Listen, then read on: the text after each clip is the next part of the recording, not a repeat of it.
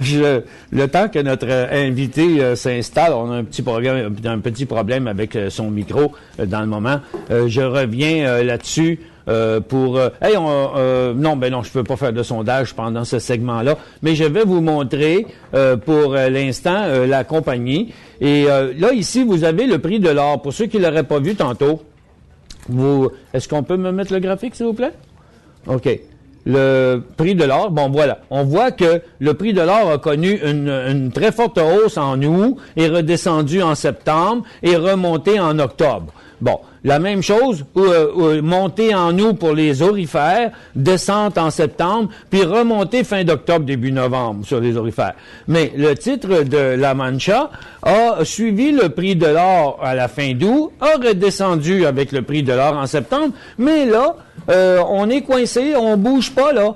Et pourtant, la compagnie a sorti de très bons résultats financiers aujourd'hui, non plus de dettes.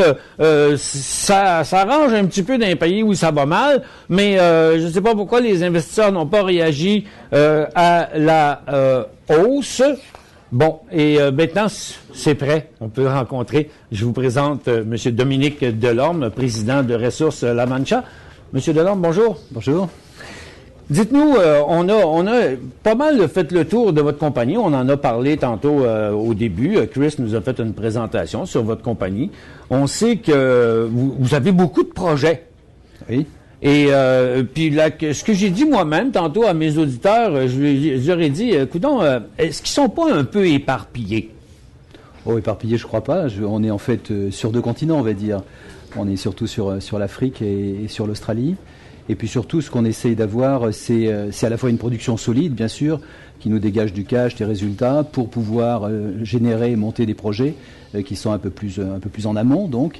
Et on essaie d'avoir des projets donc à différents stades. Donc effectivement, on a des projets d'exploration grassroots, comme on dit, qui sont très très en amont, des projets qui sont en phase de scoping study, des projets en préfaisabilité, en faisabilité, et puis bien sûr nos mines en production. Donc on essaie d'être bien positionné sur toute la gamme en fait de la vie minière.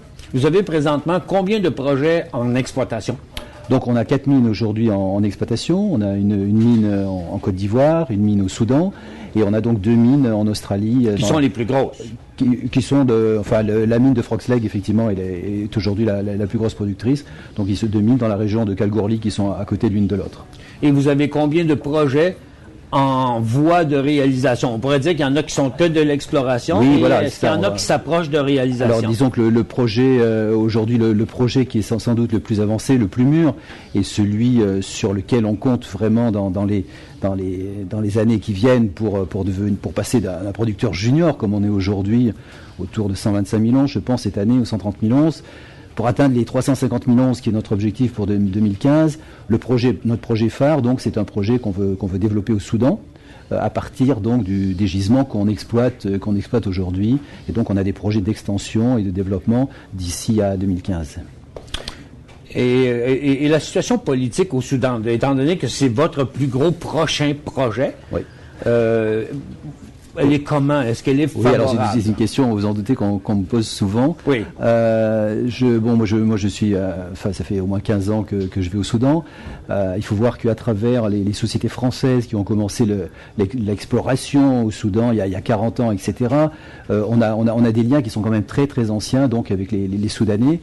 Et donc ça fait plus de 20 ans que la mine est en exploitation, elle a produit plus de 2 millions d'onces.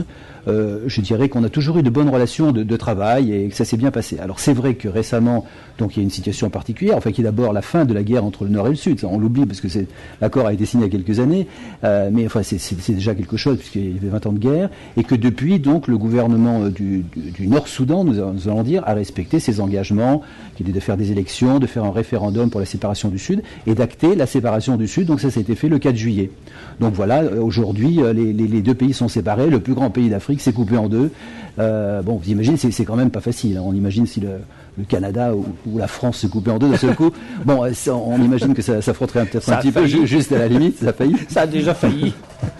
Et donc voilà, on en est là. Et alors, c'est certain que ça s'est passé début juillet. Et donc, depuis, on attend un petit peu la nomination de nouveaux gouvernements. Bon, il y a eu le Ramadan, etc., qui s'est passé là-dessus, pour reprendre les négociations. Parce que, comme je vous le disais, donc c'est un projet très important pour nous, qui doit se dérouler en deux phases. Donc, il y a une première phase avec un investissement de 190 millions de dollars, une deuxième phase avec un investissement estimé à 300 millions de dollars.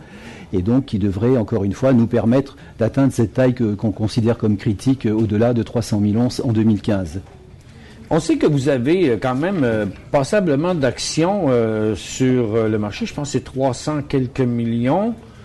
J'ai pas la donnée avec moi là, mais je pense que c'est 380 millions dans ce coin-là. Ouais. Mais je suis toujours surpris de voir que votre titre, en théorie, n'a une moyenne qu'à peu près 100 000 actions transigées par jour, ce que je trouve bien peu pour la quantité d'actions en circulation. Est-ce que c'est parce que trop d'actions sont dans les mains d'institutions qui ne bougeraient pas? Je crois que c'est exactement ça. C'est effectivement, déjà, on a un actionnaire majoritaire qui est le groupe Areva, donc qui détient 63%. Et c'est sûr qu'après, il y a une dizaine de gros actionnaires qui détiennent à peu près 20-25% du capital. Donc effectivement, la liquidité est assez faible. Donc ce qu'on appelle en bon français la flotte. Le flottant, voilà, c'est ça. Le nombre d'actions qui risquent de s'échanger parce qu'ils sont dans les mains d'individus. Celles qu'on vous demande d'acheter, là. Oui, c'est ça. Ils ne seraient pas nombreuses. Non, elles sont pas très nombreuses, effectivement, et donc c'est ça qu'on essaye d'activer un petit peu, c'est ce marché-là, parce que les institutionnels, bon, ils croient beaucoup en la Mancha, hein, ils croient beaucoup que le titre ne va pas rester là où il est, comme vous l'avez souligné, un petit peu stable aujourd'hui, mais qu'il va grimper. Donc bon, ils veulent pas vendre, évidemment, donc tout se joue sur une petite chose. Et puis je pense que quand on annoncera des grandes décisions, notamment le développement, le green light, le feu vert pour le projet Soudan en particulier, ou pour le projet Australie dont on peut parler aussi si vous voulez. Bon, je pense que ça va donner un peu d'oxygène au titre. J'espère. Hein. Je vois pas pourquoi. Parce qu'on est vraiment sous-côté là. Oui, votre titre est beaucoup moins volatile que le secteur lui-même. Il est très stable. Vous avez un support là qui date du mois de mai. On est dans le 7e mois où le titre résiste à ne jamais chuter. Mais il n'y a pas ni tambour ni trompette là-dessus. Non, c'est bloqué. C'est assez tranquille. Les informations ont toutes l'air bonnes, malgré que vous avez réagi au prix de l'or au mois d'août. Mais dernièrement, sur le prix de l'or, en plus des bons résultats financiers qui sont sortis, le titre n'a pas suivi le mouvement. Avez-vous une explication pour ça? Non, j'ai pas d'explication particulière. C'est vrai que le titre, n'a fait que monter jusqu'à la fin de l'année dernière, notamment quand on a publié les résultats des études sur le projet au Soudan, etc. Après, il a un tout petit peu chuté quand il y a eu la guerre en Côte d'Ivoire, donc avant que ça se stabilise. Et puis depuis, effectivement, c'est assez stable. Bon, non, j'ai pas d'explication particulière. Encore une fois, il y a ce manque de flottant, de liquidité. Je pense aussi qu'il y a des gens qui attendent justement les feux verts, des grandes décisions soient prises sur une usine en Australie, sur une usine au Soudan, et que bon, et puis c'est vrai aussi que globalement, de toute façon, nous on considère que peut-être que le marché n'est pas très favorable. Encore, vous venez de souligner un peu que les orifères, je viens de voir, ont suivi à peu près l'or. Hein. Oui. Mais c'est vrai que le marché n'est pas hyper actif. Enfin, je sais pas. Ben en fait, il est très volatile de ce temps-là. C'est une bonne chose que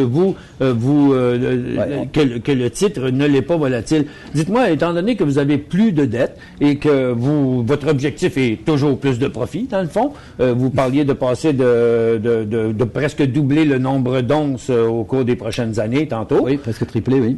Presque triplé. Est-ce que vous prévoyez dans ça peut-être un dividende? Oh, c'est quelque chose qui peut se regarder. C'est vrai aussi que là, on a des besoins, donc on a des besoins de cash. Hein. On a aujourd'hui une trésorerie qui est très élevée de plus de 90 millions. En même temps, donc, on a des investissements à faire, à la fois sur le projet au Soudan, comme je vous l'ai dit, et puis on envisage également la construction d'une usine, puisqu'on n'a pas notre propre usine actuellement.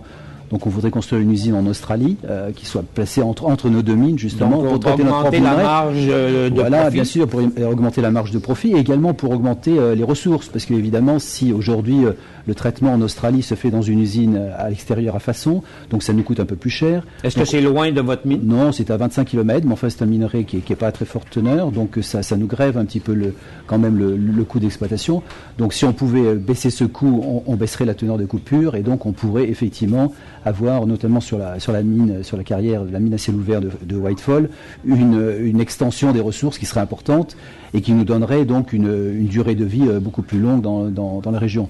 Donc on a besoin un peu de ce cash pour ces deux projets là phares. On n'a pas parlé de la Côte d'Ivoire, c'est vrai que les investissements sont peut-être pas pour demain en Côte d'Ivoire, mais j'espère qu'ils sont pour après-demain. Donc oui, distribuer un dividende, c'est quelque chose. C'est vrai que tout le monde commence à en parler parce qu'il y a beaucoup de cash. Oui, mais c'est la première chose qu'on se fait demander lorsqu'on a de l'argent dans le compte de banque. Exactement. Et surtout de l'argent qui n'était pas là, qui n'est pas venu de prêt d'émission ou de quoi que ce soit, qui a été généré à partir Il est venu petit à petit, il a été généré par cette croissance continue, donc depuis 2007. Je pense que ça, c'est aussi quelque chose sur lequel on s'est beaucoup attaché, c'est-à-dire dire on va faire telle chose, on va faire tel niveau de production, etc. Et on a prouvé depuis 3 ans, on est aussi une compagnie jeune un peu sur le marché. Hein. Oui. On est une compagnie jeune, donc on a prouvé depuis 3 ans qu'on franchissait toutes ces étapes, et depuis 2 ans, on essaye de se faire connaître. On n'est pas connu depuis 10 ans, on essaie de se faire connaître. Alors c'est pour ça qu'il y a un peu moins peut-être de mouvement sur l'action, mais je suis confiant, je pense que ça va venir avec ces nouveaux résultats qui se confirment et avec des beaux projets. Hein. Écoutez, au cours des dernières années, s'il y a des auditeurs à l'écoute qui étaient actionnaires chez vous au début 2008 et 2009 à 25 sous et à 50 sous, ne doivent verser aucune larme parce que vous n'avez pas réagi au prix de l'or dernièrement. Et on voit sur votre graphique sur les dernières années que la hausse a été quand même fulgurante au cours des 2 dernières années. 2011, c'est autre chose, mais on va espérer pour le mieux. Dites-moi, la technologie CIL, moi je connais une compagnie qui s'appelle CIL, mais ça ne doit pas avoir rapport. Non. Qu'est-ce que c'est la technologie CIL? Donc littéralement, ça veut dire carbone in pulp, c'est-à-dire le charbon dans la pulpe. Vous savez qu'aujourd'hui au Soudan, on broie le minerai qu'on a extrait, etc., et puis on le met en tas. Et on arrose avec des tas, et ensuite on récupère à la base de ces tas donc les solutions qui contiennent un peu d'or, et on les amène un peu plus loin sur des filtres où il y a des charbons pour récupérer l'or sur ces charbons. Aujourd'hui, donc ce qu'on envisage de construire, c'est une usine où tout ça se fera en continu, c'est-à-dire qu'on va reprendre les tas de minerais, on va donc continuer à les dissoudre avec du cyanure, et il y aura le charbon qui est dans la pulpe de cyanure sur lequel va se charger l'or. Donc c'est une étape un peu plus continue qu'on ne pouvait pas faire avant parce qu'il nous faut, pour faire ça, il nous faut un peu plus d'eau. Et là, on travaille dans une région très désertique. Donc la première phase du projet, en fait, c'est de construire un pipeline qui nous amènera de l'eau du Nil sur 160 km de long. Et ensuite, cette usine-là, elle va effectivement nous permettre de traiter donc tous les tailings, tous les rejets qu'on a accumulés, tous ces tas dont je vous parlais, qu'on a accumulés depuis plus de 20 ans. Donc là, on a un beau gisement, on a 12 millions de tonnes à 2 grammes par tonne pratiquement, donc qui sont à portée de la main de l'usine, il n'y a qu'à charger l'usine dessus. Et surtout, elle nous permettra aussi pour le minerai normal qui nous reste à traiter, une meilleure récupération. Aujourd'hui, quand vous exploitez, que vous traitez sur les minerais en tas, vous obtenez 70% de récupération de l'or. Avec une usine normale, le CIL dont vous parliez, normalement c'est 90-95%. Donc vous voyez, là aussi on va valoriser. Donc quelque part également augmenter les ressources. Tout ça voudra dire qu'on pourra aller faire des extensions à nos mines à ciel ouvert qui sont actuellement en production. Est-ce que vous connaissez des mines comme la mine au Cisco, exemple, au Québec? Oui. Vous devez la connaître. Oui, j'ai entendu parler, bien sûr, je connais certains des... Et on a des Tour Gold aussi qui est semblable. Et maintenant, c'est rendu la grande mode, les mines à faible teneur à cause du prix de l'or ou qu'on réussit à récupérer et on génère quand même des profits. Est-ce que, savez-vous si plusieurs autres mines sont aussi sur un nouveau procédé? C'est pas un brevet là, que vous avez sur ce procédé? Non, c'est au contraire quelque chose de très très classique. Hein. C'est très classique. L'usine CIP, c'est ce qu'il y a de plus classique. C'est beaucoup plus classique que ce que nous faisons actuellement, encore une fois, qui est le traitement en tas, mais qu'on était obligé de faire parce qu'on n'avait pas d'eau dans la région, donc ça consomme très très peu d'eau. Hein. Donc normalement, les usines réinventer, tout est là, exactement. Le minerai est là, tout ce que vous avez besoin, c'est de l'eau. Exactement. C'est une technologie qui est parfaitement connue, donc il n'y a aucune surprise de ce côté-là à avoir, et je pense aucune surprise dans nos négociations. Et ce pipeline-là, qui apporterait l'eau, vous apporterait de l'argent. Pour vous, c'est un pipeline qui est presque un pipeline de dollars. On peut le dire. Puis je pense qu'il apportera aussi un peu de bien-être aux populations nomades qui sont dans la région. J'allais le dire. Évidemment, nous, je veux dire, produire c'est bien, mais produire en harmonie avec son environnement social, économique, etc., c'est mieux. Donc c'est ce qu'on va essayer de développer, aussi bien en Côte d'Ivoire qu'au Soudan. On va essayer de développer un peu le micro-entrepreneuriat, de bien se mettre en harmonie avec tous les intervenants, tous les locaux. Je pense que c'est des choses importantes, ne serait-ce que pour éviter que les gens ne viennent, essayent d'envahir vos propriétés, etc. Comme ça se passe déjà un peu. Qui est impliqué dans ce pipeline-là? Est-ce que c'est le gouvernement? Le gouvernement et de toute façon non, c'est la société qui va construire ça. Et vous savez que dans la société l'exploitation au Soudan, pour le moment, le gouvernement est impliqué. Bon, pour le moment, il est majoritaire, et donc on négocie pour acquérir la majorité. Et donc c'est le gouvernement et nous donc qui sommes. Bon, de toute façon, on a acquis les terrains, on a les propriétés, etc. Mais enfin, effectivement, il est prévu qu'on fasse ce pipeline et qu'on commence en début 2012, je pense. D'accord. On attend le nouveau gouvernement. Je n'avais pas que vous me sortiez de 2019, mais en fait, début 2012. En fait, voilà, on attend le nouveau gouvernement parce que le nouveau gouvernement va certainement nommer de nouvelles personnes au board de la société d'exploitation. Et donc, ce board doit se réunir, je ne vous cache rien, début décembre. Et donc, j'espère que là, on prendra les bonnes décisions, que la négociation va avancer très vite et que ce projet, effectivement, je vous dis, la première phase, on espère que fin 2013, début 2014, on aura cette nouvelle usine, ce CIL, qui déjà va nous faire doubler la production localement, et puis qu'on continuera de développer, parce que dessous, donc, nous avons un autre projet, qui est effectivement de développer des sulfures, cuivre et or. Bon, et ça pour 20 ans. Voilà. Vous êtes une mine d'informations, mais malheureusement, notre temps est écoulé. Je vais devoir vous laisser. C'est très intéressant. On va suivre l'affaire, mais on se dit que une des plus importantes informations à venir sont les développements à propos du pipeline, qui va vous amener de l'eau. Merci beaucoup d'être venu nous voir. Je vous en prie. Merci. Au revoir. Au revoir.